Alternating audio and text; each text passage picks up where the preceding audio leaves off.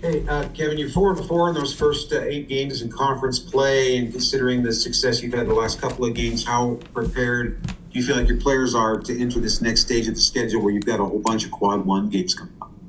I feel good. I mean, winning obviously breeds confidence, and shot making breeds confidence. So, um, the season is you always have ups and downs, and you hope to capitalize on the ups and build on them. That's kind of what I told our guys. We want to try to. We've really stacked good days practice wise, and now we got to stack wins. And you mentioned the other day with Dawson how he wakes up feeling like nobody can guard him. Where does that come from, and how have you seen him sort of build on that in finding his role with the team? Yeah, I think guys innately have that just by virtue of it's either in you or not. And then I think as you grow up, I think your environment really shapes you there. I know he's got older brothers that probably beat him up, and that sure has probably shaped some of his personality on the court and his confidence. But I think for him, coming from a smaller level and then being injured last year, I'm sure he had some internal questions about doing it at a higher level, and the more success he's had, I think it's growing his confidence even more. All right, we'll go with Jay and then Jake and Mitch. Yeah, I also have a question about Dawson, Coach. When you took the job, did you watch some of his past games? Did you make the conscious decision to ask him to come back? And if so, why? What did you see that made you want him on the squad? Yeah, he was a guy. I loosely just would casually follow BYU when I was in the league. I remember when he transferred here, and I saw a highlight film of his. I don't remember when this was, but that caught my eye, just in terms of I think he's different than a lot of the guys BYU's had in the past, just in terms of stylistically. So that was kind of my first introduction to him, and then lo and behold, I ended up taking a job here. So yeah, he was a guy that I knew a little bit about because of that, and wanted him to be back. Obviously, the injury thing was a big question mark, not knowing exactly his health and what he would ultimately, what could he even play. And so, but in terms of his actual game and his style, yes, I was definitely drawn to it and wanted him here because of it. And then on the matchup tomorrow night, how do you feel like you just kind of match up with Baylor and their guys, and especially their freshman VJ? Yeah, VJ's dynamic. He's one of the most dynamic players I think in the country. He's got a lot of upside. So I think athletically, obviously they're really good, not just with him, but across the board. Our shooting,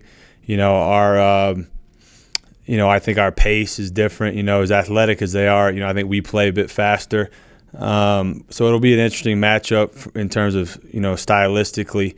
We'll have to do a good job of neutralizing their athleticism with good team defense, and then our ability to space the floor on the other end and make quick decisions like we like to play. Kevin, Yegor seems to be getting out of a bit of a slump here over the past month or so, shooting wise. Is what he did Saturday night indication to you that he's finally emerging from that slump? Certainly a step in the right direction, for him.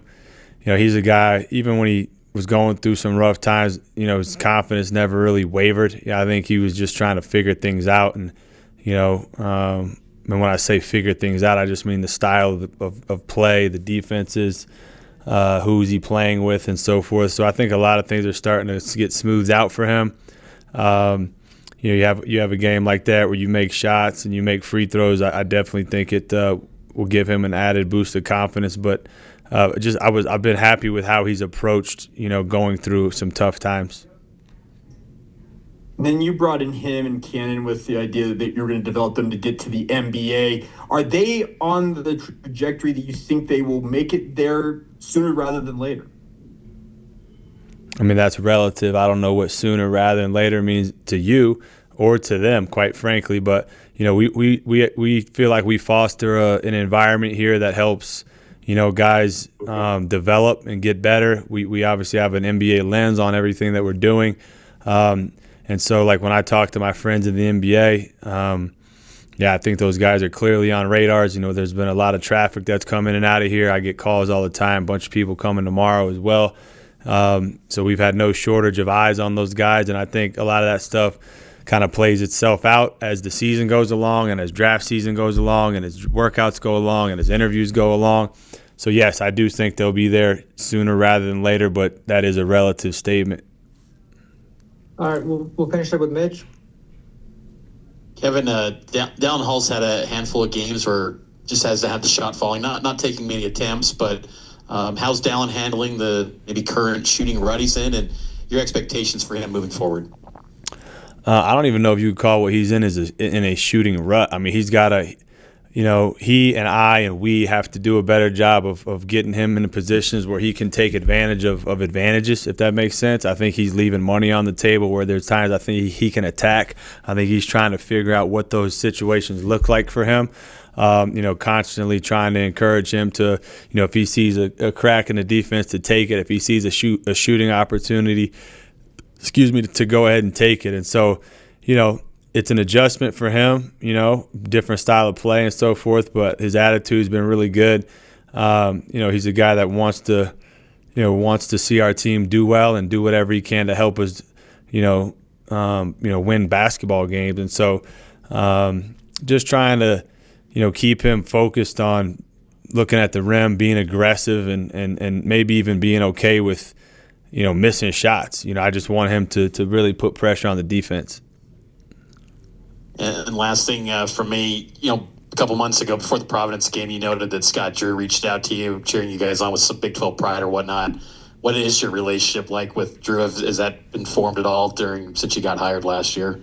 I knew him a little bit ahead of time. When I worked for Phoenix Suns, a lot of the young guys that worked there were grad assistants at Baylor, to the point where I thought prerequisite to get hired at Phoenix was to be a grad assistant at Baylor. It got ridiculous. I would always make fun of those guys for it. So Scott came around a couple of different times, so it was a bit of a pre-existing relationship. But he's a great guy. He's been doing it forever. He's built an amazing program there, so a lot of respect for what they do, and really respect the guys that were on his staff as youngsters that I had a chance to work with with the Suns. All right, Coach. Thank you. Thanks, guys.